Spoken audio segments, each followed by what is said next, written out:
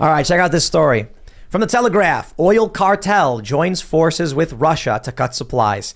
Congratulations, ladies and gentlemen. Because of the war in Ukraine, gentlemen, yes, because of the war in Ukraine that we are involved in, OPEC, Saudi Arabia, are joining with Russia, cutting production, cranking up prices so that Russia can keep selling at a premium rate to China and then sell it back to us. So we're getting screwed and funding this war.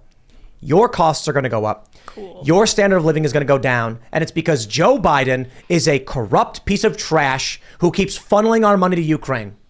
Why should I care about Ukraine? Because Vladimir Putin's charging too much for natural gas into Europe? Well, too bad. You build your pipeline like they did, the Baltic pipe. Fine. Blowing up someone else's pipeline, expanding your military alliance. All of this was pushing towards war. Now, Putin invaded Ukraine. Bad thing. I get it. But I'm not going to sit here and say the U.S. should sacrifice its people so that Ukraine so that we can deal with their problem. Here you go.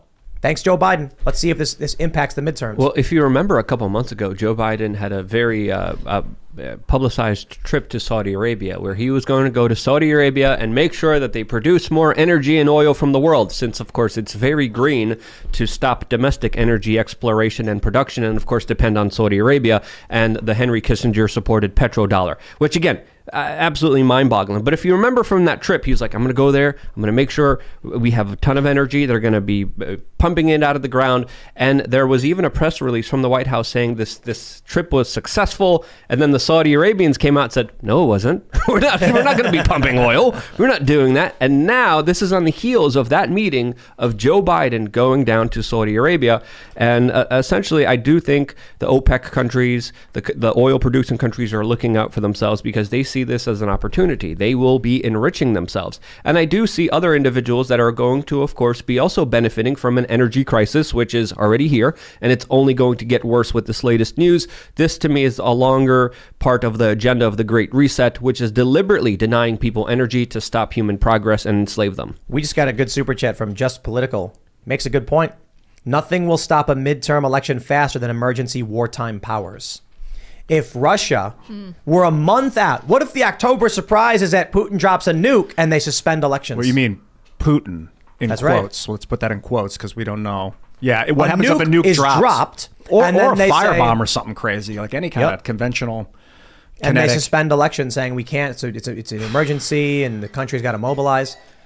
That's FDR, man. He got a third term during wartime. They let him stay. I don't put anything past these people, but I think we also have to understand that the infrastructure is still there that allows for elections to be gamed. I don't think that we should have voting systems, in other words, machines that are plugged into anything that can be accessed by a router that do fractional voting. I don't think we should have mail-in voting. I think the issue is, as Ian points out all the time, is the closed source nature of the machines.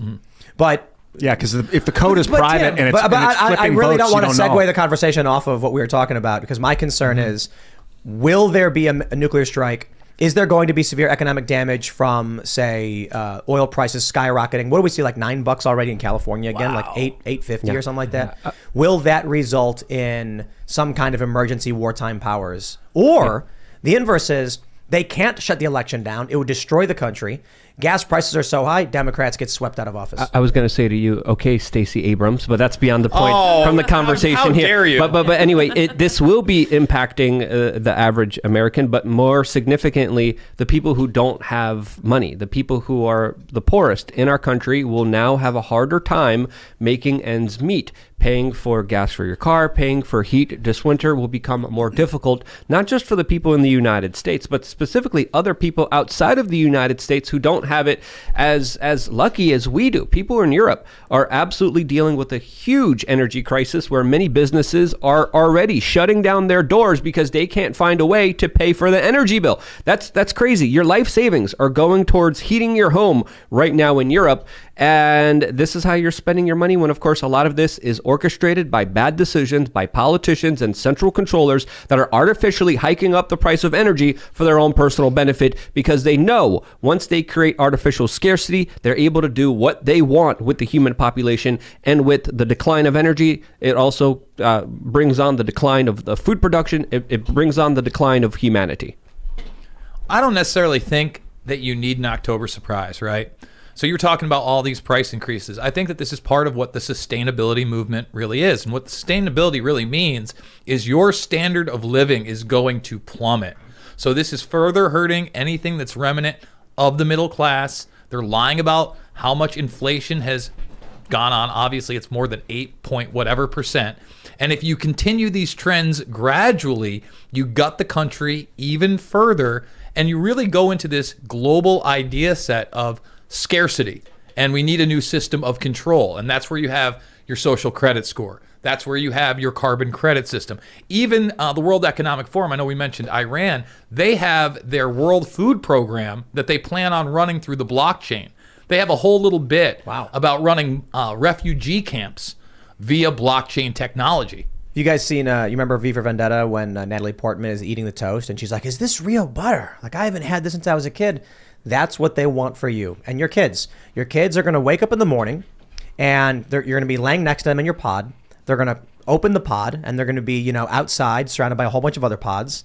And then the robot's going to drive by and hand your child a bowl of crickets with floating in water. And the kid's going to be spooning it in. That's breakfast cereal. And then the robot says, and remember, if you follow all the rules and bend the knee, you might get a small piece of beef this week.